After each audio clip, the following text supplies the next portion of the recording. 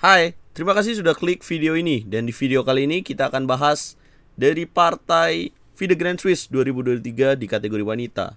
Teman-teman, saya mau bahas Faisali Ramis Babu yang jadi juara di ajang FIDE Women Grand Swiss 2023 ini. Dan Faisali berhak untuk bermain di turnamen kandidat. Dan kalau dia jadi juara di turnamen kandidat, akan menjadi penantang juara dunia catur wanita saat ini, Juen Jun. Ya, Faisali Ramis Babu. Kalian pasti tahu ya nama Ramis Babu. Benar, dia merupakan kakak dari Pragnananda Ramis Babu. Gokil nggak? Satu keluarga bisa punya dua pecatur yang masuk ke turnamen kandidat di kategori putra dan putri. Pragnananda udah lolos lewat runner up FIDE World Cup 2023. Gokil nggak? Dan ini adalah salah satu partai terbaik dari Faisali Ramis Babu. Dengan buah putih melawan Tan Zhongyi, grandmaster kuat dari Tiongkok. Faisali memulai dengan langkah E4 di jawab pembukaan Sicilian Defense. Kemudian putih kuda F3 dan hitam D6. Faisali lanjutkan dengan langkah D4. Hitam pukul pion di petak D4. Putih makan kembali dengan kuda. Kemudian hitam kuda ke petak F6. Putih kuda C3 dan Tan Zhongyi kuda ke petak C6.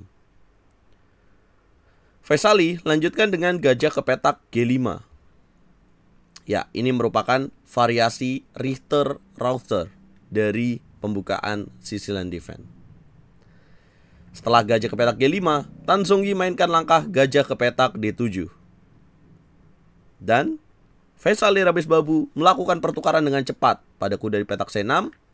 Tan Zhongyi gajah pukul kuda dan Faisali Ramis Babu kembali melakukan pertukaran gajah pukul kuda di petak F6. Sepertinya Faisali Ramis Babu melihat bahwa ini ideal untuk putih ya, melakukan pertukaran dengan cepat dan kemudian kembali lagi dia mainkan gajah ke petak B5. Dia kembali menukar perwiranya. Dan sepertinya Faisali Ramis Babu ingin mainkan permainan di mana nantinya kuda melawan gajah. Karena jelas ditukar semua perwiranya dan menyisakan kuda melawan gajah. Tan Zhongyi merespon dengan jalan benteng ke petak G8, manfaatkan jalur G yang terbuka, mengancam pion di petak G2. Faisali mainkan langkah rokade pendek, kemudian hitam melanjutkan dengan menteri ke petak D7. Yap, pertukaran gajah dilakukan, kemudian putih mainkan langkah F4. Hitam mainkan langkah benteng B8, mengancam pion di petak B2. Faisali bukannya menjaga, tapi dia mainkan langkah menteri F3. Boom! Menarik sekali. Kalian bisa lihat waktunya 52 menit, sementara hitam 1 jam 21 menit. Memang Tan Zhongyi merupakan pecatur yang sangat berpengalaman di top level kategori perempuan, teman-teman. Pion di petak B2 diberikan nih. Kalau dimakan oleh hitam gimana nih? Kalau dimakan, apa bahaya yang disiapkan oleh pemain putih? Ya, putih menyiapkan benteng A ke petak B1. Yang kalau dilakukan pertukaran oleh hitam, maka putih mendapatkan jalur atau file. Dan bentengnya bisa masuk dari jalur B ini. Ya, walaupun hitam bisa menteri ke petak C7 ya teman-teman. Tapi putih akan lanjutkan dengan ya keunggulannya nih di jalur B ini. Ya, dengan persiapan raja ke petak H1. Dan kemudian apabila hitam let's say jalan E6. Kemudian putih akan lanjutkan dengan F5. Ya, menterinya nanti akan coba masuk lewat sini.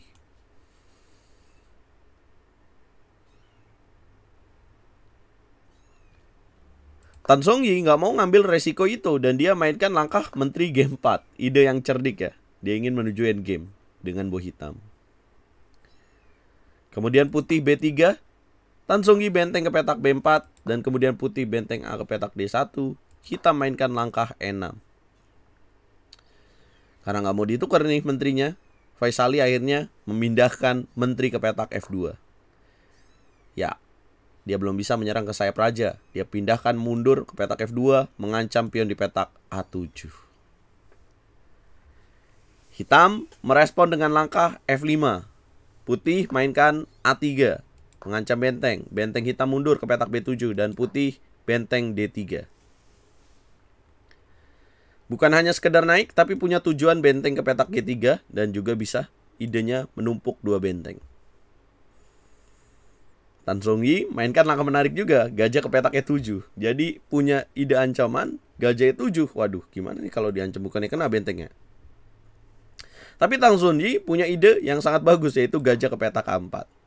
Oke, putih dapat menteri, tapi hitam akan melakukan makan menteri dulu, gajah pukul menteri, skak dulu. Kemudian putih benteng pukul gajah, dan hitam akan mendapatkan keunggulan benteng pukul benteng. Jadi istilahnya gajah ditukar oleh benteng. Dan hitam akan menang. Itulah kenapa putih milih raja geser dulu H1.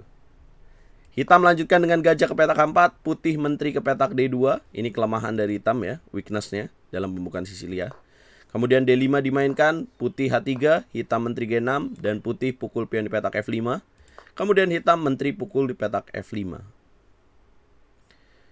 Putih lanjutkan dengan kuda ke petak E2, dan Tan Zongyi E5. Kemudian putih benteng E3. Hitam benteng ke petak E7, dan merupakan sebuah kesalahan yang bisa dimanfaatkan oleh Faisali Ramiz Babu. Teman-teman, kalau kalian jadi Faisali Ramiz Babu, langkah apa yang akan kalian pilih? Coba tebak teman-teman. Dan sambil kalian tebak, aku mau iklan dulu. Ceng jeng. Kalau kalian mau jago catur, kalian jangan lupa gabung ke kelas RL Chess Academy online course, teman-teman.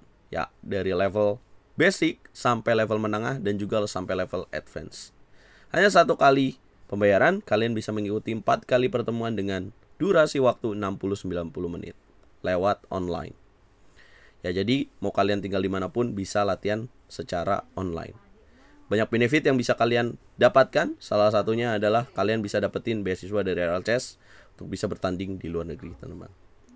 Daftar sekarang juga. Oke, kita lanjutkan lagi permainannya. Benteng ke petak E7 jadi putih. Lanjutkan dengan jalan menteri ke petak B4. Boom. Apa tujuannya? Apabila hitam pukul pion di petak F4, maka Faisali Ramiz Babu akan melanjutkan jalan menteri ke petak B8. Boom. Raja ke petak D7, dan putih akan melanjutkan dengan pertukaran benteng.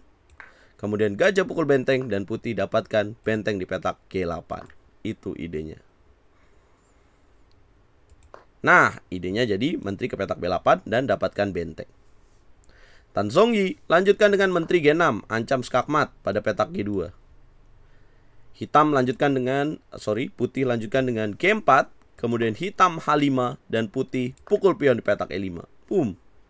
Pertukaran terjadi, hitam pukul pion G4. Idenya, kalau putih melakukan pertukaran pada petak G4, dia akan mendapatkan keuntungan dan bentengnya ada di petak G4. Ini yang diharapkan oleh hitam. Makan, kemudian makan lagi, dan makan. Ya, maka ini akan unggul untuk hitam. Nah, tapi putih punya jawaban yang lebih baik, teman-teman.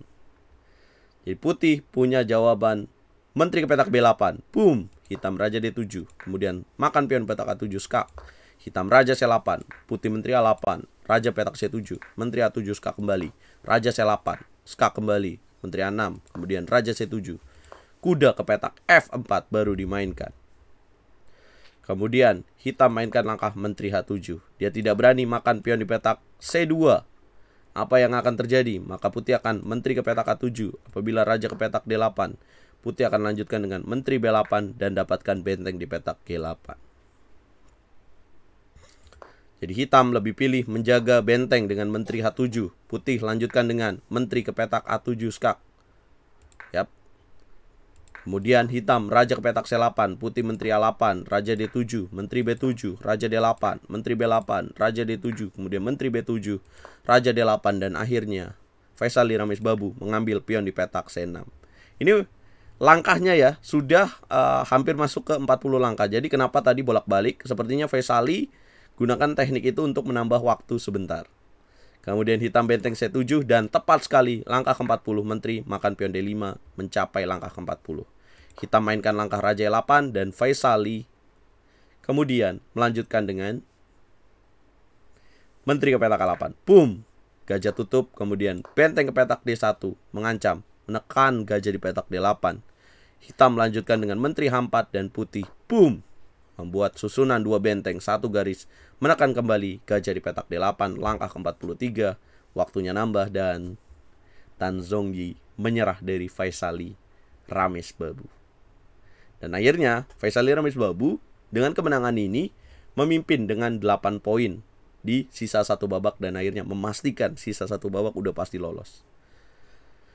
Yap, Faisal Ramis Babu akan bermain di turnamen kandidat dan berpeluang bisa jadi penantang Ju Eun-jun nih karena performanya sangat luar biasa. Dan Faisal Ramis Babu juga